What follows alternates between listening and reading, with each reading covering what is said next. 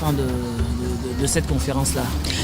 Que c'est très important en fait qu'aujourd'hui les afro-descendants puissent proposer des produits de qualité pour leurs confrères. Déjà je pense que ne serait-ce que par rapport à l'amour en fait, l'amour qu'on a pour nous, moi je sais que les produits que je fais, ils vont être utilisés par ma mère, par ma soeur, par mes nièces et par ma communauté et j'ai envie qu'elles aient des résultats et qu'elles restent en bonne santé. C'est quoi les résultats que vous apportez quand vous êtes afro et que vous faites des produits afro? C'est quoi les résultats concrets? Déjà les résultats concrets c'est le fait d'avoir pu tester réellement les produits sur nous. Donc on sait que par exemple par rapport à la pousse, dans ce qui me concerne, les cheveux vont pousser, ils vont être de meilleure qualité, ils vont être plus beaux. Mais il y a aussi l'accompagnement à côté. Je sais que ma communauté n'est pas forcément éduquée sur le cheveu. Donc je suis en capacité de leur donner les clés et les conseils pour y arriver. Et aussi par rapport à ce qu'on vit au quotidien, je sais ce que c'est moi d'être une femme noire avec des cheveux afro dans la société.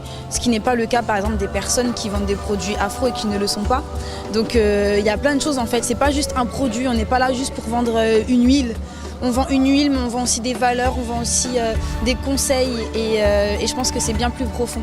Est-ce que dans l'aspect sensibilisation, est-ce que vous arrivez facilement à les convaincre, la communauté afrodescendante?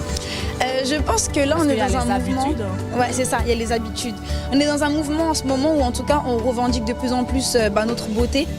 Donc je pense être au bon moment à ce niveau-là. Par contre, justement, par rapport aux habitudes, je pense que ça dépend des personnes. En tout cas, il y a une réelle volonté qui est là et ça fait plaisir. Et je pense que justement, à force de faire des événements comme celui-ci, de se rencontrer, etc., on va vraiment réussir à faire quelque chose qui va perdurer dans le temps. Quels sont les arguments qui sont mis en avant pour les convaincre de suivre aujourd'hui la communauté esthétique afro-descendante, si je peux m'exprimer comme ça? Déjà, il y a concernant tout ce qui va être l'histoire des porteurs de projets, l'histoire des entrepreneurs. Comme j'ai pu parler, c'est l'amour aussi qu'on porte tout simplement à notre communauté qui est super importante, je pense.